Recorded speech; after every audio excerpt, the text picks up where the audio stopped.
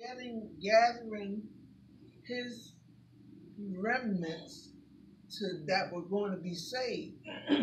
and and Noah listened to the Lord, and it was things going on that wasn't pleasing in the sight of God all this time. And even as the people looked at him, and as he was hitting the nail in the thing and saying it's going to rain every time you look, it's going to rain, and he's building, and the people looking at him funny. And even after the ark was built, they had 7 days, I believe it was, of grace that they still could have came in the ark if they wanted to be saved, but they didn't.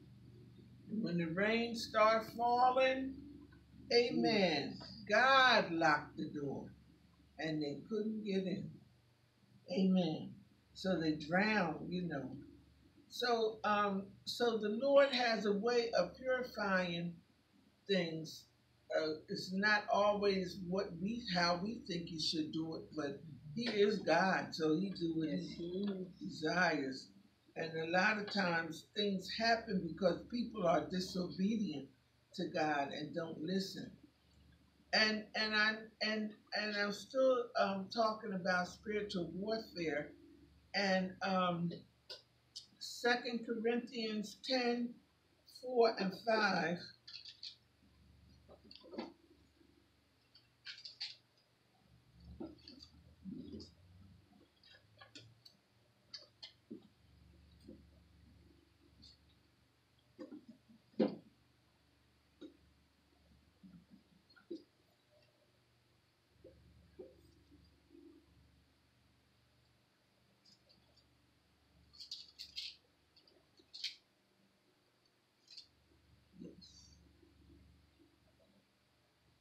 And it says, "For the weapons of our warfare are not carnal, but mighty through God to the pulling down of strongholds, casting down imaginations and every high thing that exalted itself against the knowledge of God, and bringing into captivity every thought to the obedience of Christ." And so within ourselves, there is war going on within our members, because the flesh don't want to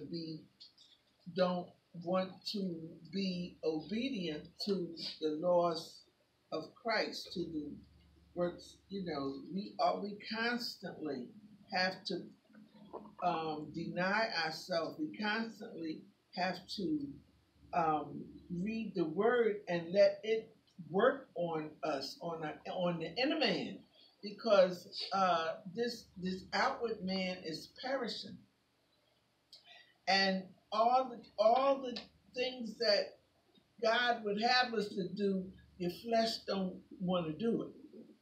Amen. We supposed to pray, and we got everything going on. We so busy. We said, "Well, I'm praying a little bit. I'm praying a little bit." Before you know it, it's time to go to bed.